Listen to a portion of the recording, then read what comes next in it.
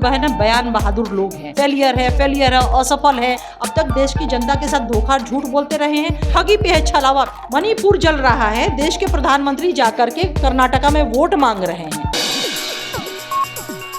नमस्कार, आप हैं बिहार संवाददाता के साथ और मैं हूं आपके साथ आशुतोष उपाध्याय। देखिए, मुख्यमंत्री नीतीश कुमार हर एक देश के अलग अलग क्षेत्रों में अभी जो विपक्षी एकता है उसको एकजुट करने में लगे हुए हैं। अभी उन्होंने उड़ीसा के मुख्यमंत्री नवीन पटनायक से मुलाकात करी और फिर आज वो तुरंत रांची चले गए और उसके बाद से फिर वहाँ पे हेमंत सोरेन जो मुख्यमंत्री हैं उनसे मुलाकात करते हुए नजर आए। और उसके बाद से आपको बता दें कि वो महाराष्ट्र भी जाने वाले हैं, जहाँ एनसीपी प्रमुख शरद पवार और उसके बाद उद्धव ठाकरे से भी मुलाकात करेंगे। जदयू प्रवक्ता अंजुम आरा जी हैं हमारे साथ। मैम, ये बताइए कि वो जा तो रहे हैं सब जगह, लेकिन क्या लोग विश्वास कर पाएगा उन पर?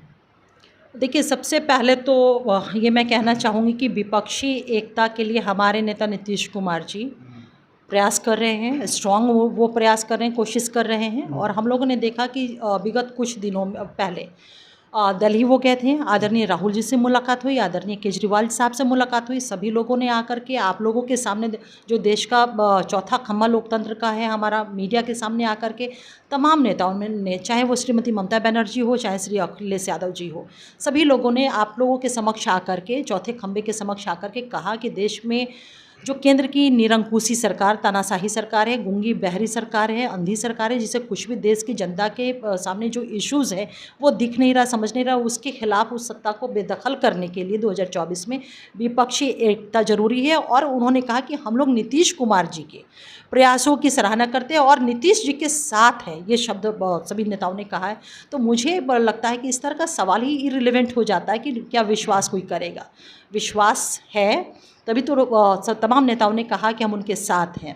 अभी हाल में वो कल उड़ीसा दौरे पे थे, श्री नवीन पटनायक जी से बात हुई है। अभी झारखंड आज वो दौरे पर हैं, महाराष्ट्र में जाना है। ये बेहद ज़रूरी है। जिस तरह से बिहार ने 2022 में बीजेपी को एकदम अलग थलग कर दिया हुआ है। विपक्ष में आप देखिए, महागठबंधन तमाम विपक्षी पार्टियां इंटैक्ट हैं, भारतीय जनता पार्टी के खिलाफ में एक साथ है। तो ये बिहार मॉडल हमारा स्पष्ट मानना है कि राष्ट्रीय स्तर पर जो बिहार मॉडल हमारा है विपक्षी एकता को लेकर के, अगर देश में हम लाने में, इस्टेब्लिश करने में अगर हमारे नेता इस प्रयास में कामयाब हो जाते हैं तो इसमें कहीं दो राय नहीं है कि केंद्र की उस निरंकुशी सरकार को हम अपदस्थ कर पाएंगे। आज देखिए ना, मुल्क के क्या हालात हो गए हैं।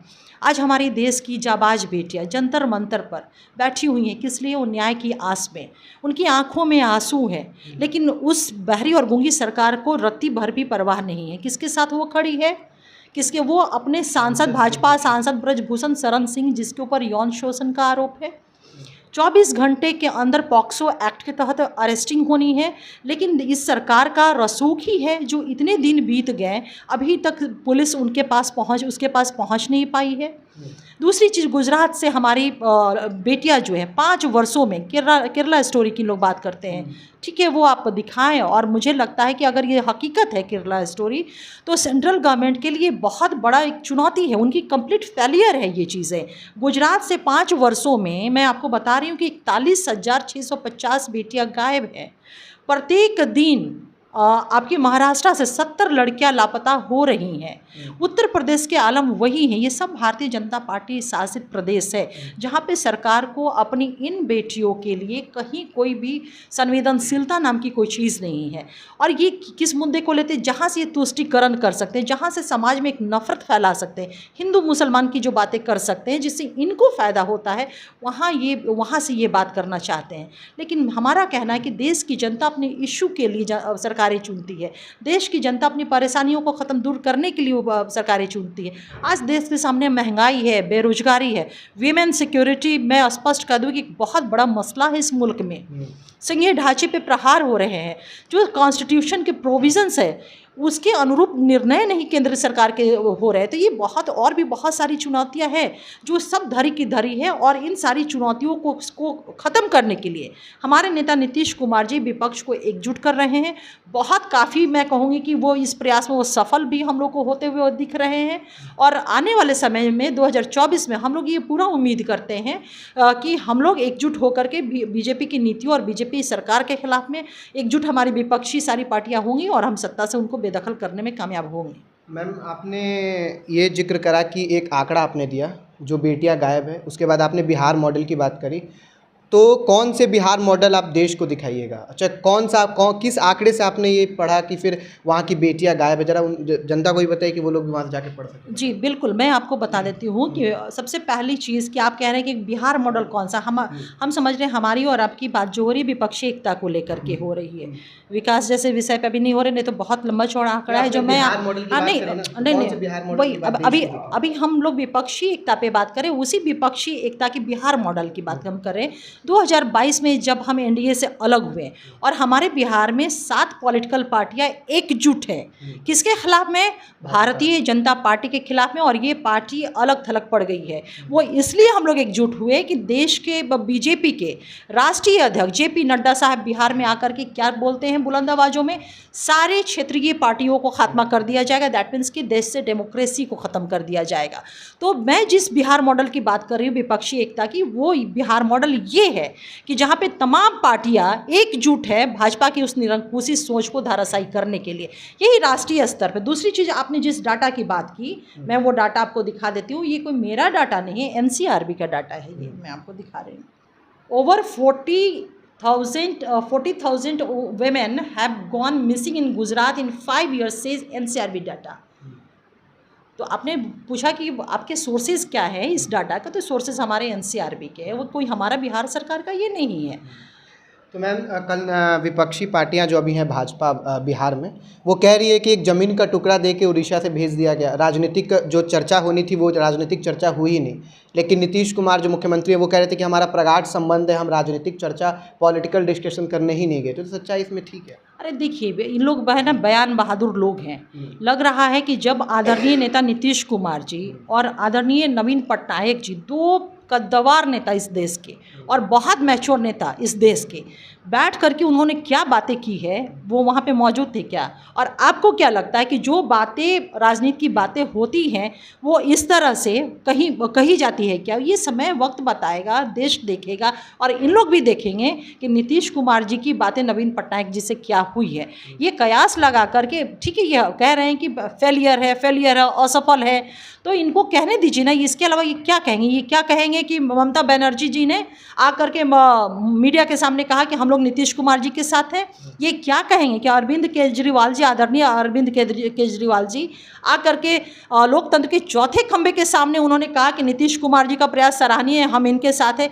ये कहेंगे? ये अपेक्षा हम आप करते हैं तो हम लोग की ये बहुत बड़ी भूल है कि तो उसी एंगल को ही दिखाना चाहेंगे ना। उसी एंगल को देख करके, दिखा करके देश को के जनता को अब तक ये भ्रम में डालते रहे हैं, अब तक देश की जनता के साथ धोखा झूठ बोलते रहे हैं। 2 करोड़ नौकरी प्रत्येक वर्ष देने का वादा करते रहे। इतने वर्ष बीत गए हैं, करीब अब 10 वर्ष में होने जा रहा है, 9 वर्ष बीत गए, कितना नौकरी दिया? मात्र 7,22,000 नौकरी मिली है।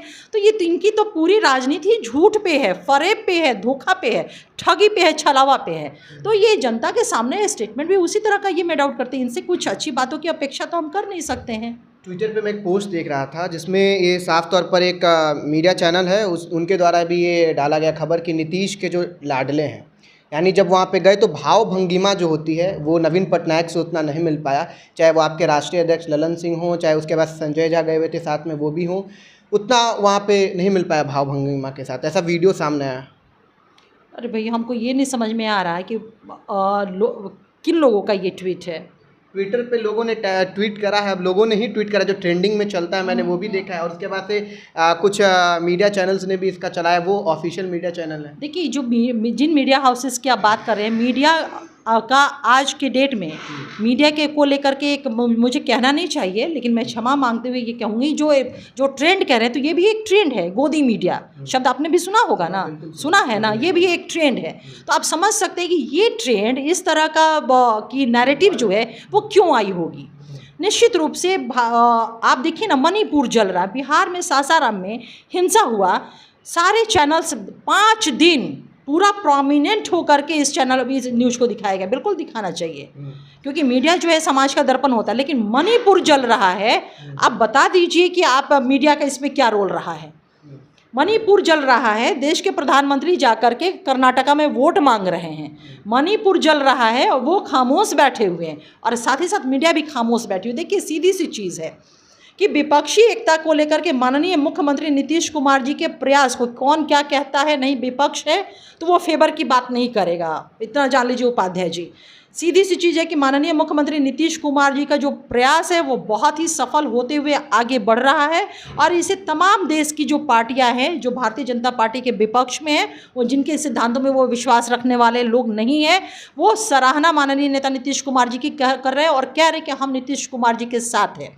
और हम लोग के नेता निस्वार्थ रूप से बिना किसी महत्वाकांक्षा के, राजनीतिक महत्वाकांक्षा के इस मुहिम में वो प्रयास कर रहे हैं और हम लोग को पूरा विश्वास है कि हम लोग सफल रहेंगे इस प्रयास में और 2024 फिर हमारे अनुसार होगा। तो आपने सुना अंजुम आर्य जी को, जो कि जदयू की प्रवक्ता हैं। उन्होंने साफ साफ तौर पे कह दिया है कि 2024 का जो लोकसभा चुनाव है उसमें जो नीतीश कुमार जी का योगदान है वो भरपूर होगा और उनके साथ होने वाला है। और साथ ही जो मणिपुर में जो अभी घटना हो रही है उसको लेकर भी उन्होंने मीडिया पर सवाल उठाया कि वहाँ पे मीडिया इस चीज़ को प्रमुखता से नहीं दिखा रही है, लेकिन सासाराम के दंगों को दिखाया गया और प्रधानमंत्री नरेंद्र मोदी जो कर्नाटका चुनाव में वोट मांग रहे हैं उसको लेकर इन्होंने प्रतिक्रिया अपनी दी है। फिलहाल कैमरामैन दीप के साथ मैं आशुतोष, पटना।